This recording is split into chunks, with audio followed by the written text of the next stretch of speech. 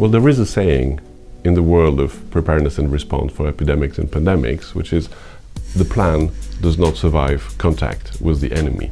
And your plan, the moment things happen, there is a part of it which in fact will not make sense. However, not planning is a certain recipe for disaster.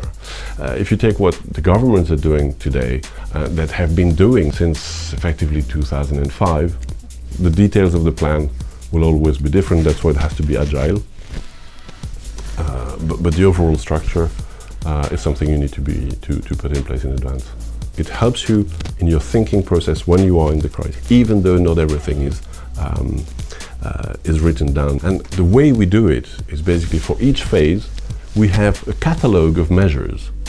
Not all of those measures are taken when you go from one phase to the next. You just tick the boxes, but you've been thinking about it. So you do it in a modular way, so you can actually plan and be agile at the same time and adjust to the circumstances. What I would recommend is make an effort to select which sources of information you will use for the next 6 weeks, for example.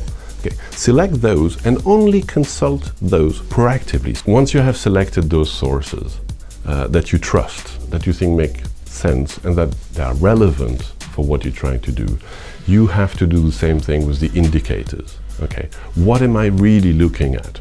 Is it the number of countries? Is it how this sector is affected in my own country? Does it affect my suppliers? This will depend on your business, but select which indicators you want to keep an eye on. And again, look at it proactively.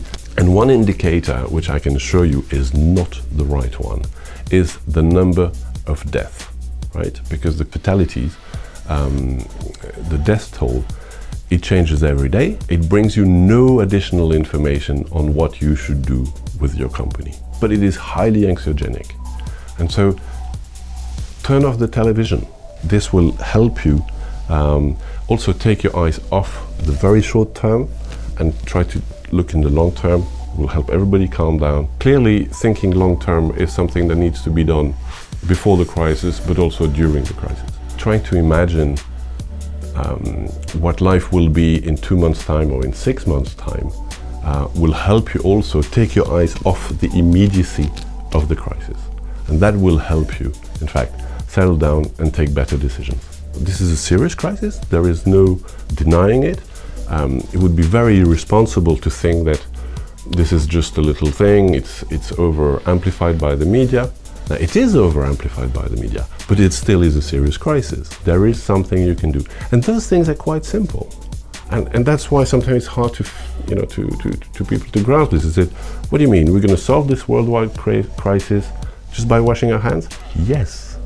Yes. Wash your hands, cough in your elbow, protect the others. And that will make it possible to actually handle the crisis in the long run. It will change things.